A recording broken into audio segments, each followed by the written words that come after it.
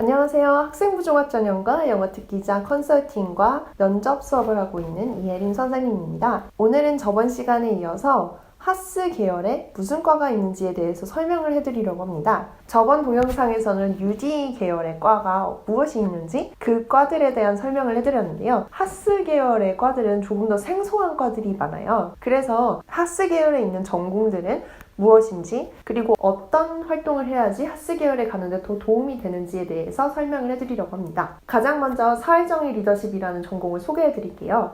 사회정의 리더십 학과는 문과 학생들이 가장 많이 선택하는 과 중에 하나입니다. 이 전공에서는 철학, 법, 그리고 사회과학 이 세 가지를 융합해서 배우게 되는데요. 사실 이 전공은 로스쿨을 준비하는 학생들을 위해서 만들어진 과라고 해도 과언이 아닙니다. 대부분 법 관련 수업이 열리고 있고요. 그리고 국제법이나 인권에 대해서 다루는 수업이 대부분입니다. 철학은 정의가 무엇인지에 대해서 생각해보고 그 나름대로의 생각을 체계화하는 과정이기 때문에 법과 연관성이 있기 때문에 같이 배우게 됩니다. 사실 문과 학생들은 생활과 윤리 과목을 많이 배우기도 하고 또 철학 동아리를 많이 하기 때문에 사회정의 리더십 학과를 지원하는 친구들이 많습니다. 사회정의 리더십 학과에 합격한 친구들은 봉사활동을 꾸준히 하거나 인권에 대한 호기심을 보여주거나 그리고 법과 관련된 활동들을 하는 친구들이 많아요. 예를 들어서 한 학생은 고려인들에 대한 한국 정부의 처우에 대한 관심을 가지고 고려인들이 외국인으로 등록되어 있고 비자와 관련돼서 부조리한 대우를 받고 있다는 것을 인지하면서 토론을 하고 관련 활동을 하고 또 악법도 법인지에 대해서 토론을 하는 과정을 통해서 법에 자신이 관심이 있다는 것을 보여주는 내용의 생기부를 가지고 있었습니다. 또 다른 과는요, 지속개발협력이라는 과인데요. NGO와 관련된 활동을 하는 친구들이 많이 지원을 하는 과입니다. 지속개발협력에 합격한 친구 같은 경우는 활동이 굉장히 많았어요. 예를 들어서 유니세프에서 활동을 하고 지속가능한 개발 목표, Sustainable Development Goal과 관련된 활동을 되게 차근차근 해온 학생이었습니다. 이 학생은 사람들에게 다양한 NGO를 소개해주고 그리고 사람들이 자기가 원하는 단체에 기부를 할 수 있도록 어떤 단체가 어떤 활동을 하는지 자세히 정리를 해서 웹사이트를 하나 만들었어요. 지속개발협력에 딱 알맞는 학생이었죠. 지속개발협력 전공에 진학을 하게 되면요. 수업 또한 국제기구 그리고 환경개발에 대해서 배우고요. 국제정책에 대해서도 심도 있게 배우게 됩니다. NGO나 국제기구의 뜻이 있는 학생이라든지 아니면 환경이나 지속가능한 개발, 난민 관련 활동을 한 학생들이 지원하시면 전공적 합성에 알맞는 과가 되겠습니다. 그 다음 과는요, 과학기술정책인데요.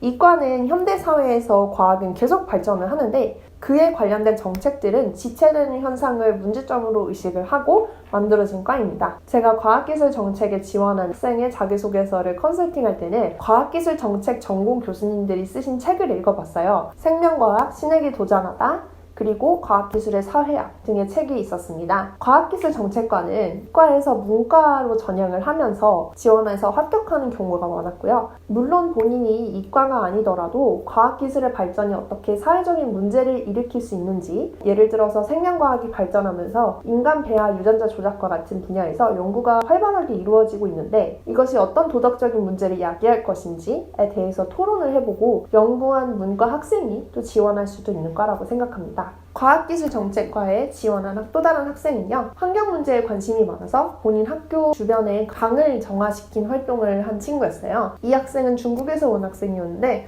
워낙 중국이 환경오염이 좀 심하기도 하고 그리고 중국은 기술적으로는 빨리 발전했는데 정책적으로는 부족해서 생긴 문제들을 이 학생이 의식하고 이에 대한 해결책을 찾는 활동을 많이 한 학생이었습니다. 과학기술정책 전공으로 진학하게 된다면 과학기술 철학 그리고 기술 발전과 사회와 같은 수업을 배우게 됩니다. 그 다음은 계량위험관리라는 과인데요. 이 과를 지원하는 학생들은 굉장히 소수예요. 왜냐하면 고등학생들이 막 주식을 하거나 금융시장에 대해서 조사하거나 하는 친구들은 많지 않기 때문에 아무래도 계량위험관리라는 전공에 지원하는 학생들은 소수입니다. 금융시장에서 거래되는 상품들을 되게 수리적으로 분석하고 기술적으로 거래를 할 수 있게 수학에 굉장히 뛰어난 학생이라는 것을 보여주면 좋아요. 금융공학이나 손해보험의 수리적 모형 과 같은 전공 수업을 듣게 되는데요. 주어진 통계 자료를 근거로 보험료율을 계산을 한다든가 보험회사의 언더라이터가 되기에 적합한 수업입니다. 왜냐하면 보험회사에서 보험료를 산출하거나 그리고 보장 한도를 정확하게 계산해서 보험회사가 너무 손해를 보지 않고 그 다음에 보험 가입자에게도 적당한 보험료를 부과할 수 있는 그런 일이 언더라이팅이에요. 그리고 금융 쪽으로 가고 싶다 하면은 계량위험 관리 전공을 선택하시거나 고등학교 때부터 그런 활동을 많이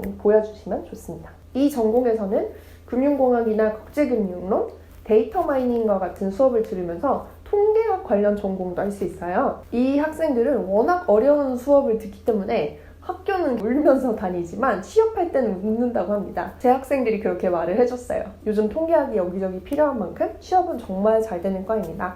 대신 본인이 수학에 대한 관심이 굉장히 많고 수학에 뛰어난 학생이어야지 이 전공이 자신에게 잘 맞겠죠. 하스 계열의 다양한 전공을 소개해드렸는데요. 전공적 합성에 알맞는 생기부를 만들고 자기소개서를 작성할 수 있도록 노력하신다면 좋은 결과가 있을 것이라고 생각합니다. 혹시 궁금한 점이 있으시다면 댓글에 남겨주시면 선생님이 답변해드리겠습니다. 모두 좋은 결과 있으시길 바랍니다. 감사합니다.